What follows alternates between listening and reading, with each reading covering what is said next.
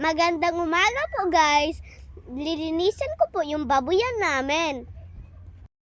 Yung nauna po, binigyan ko yung mga piglets ng pagkain. Yung sunod po, binigyan ko si Maria at si Ruby pagkain. Hindi ko na po silang binigyan ng tubig kasi meron na silang tubigan.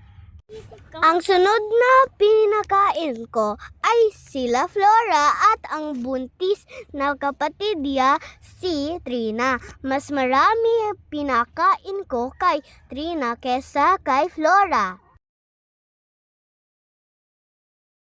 Lininis ko naman po ang udo nila Flora, Ruby, Moria at Trina kasi mabaho na yung udo nila kaya ko na po lininis.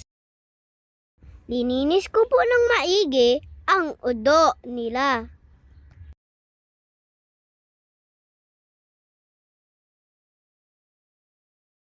Meron pa po na may natira na udo kay Trina at kay Moria, kaya ko na po lininis. Pagkatapos po, kinaag ko yung udo sa dustpan, tapos tinapon ko na. Bye guys, thank you for watching. Please like and follow.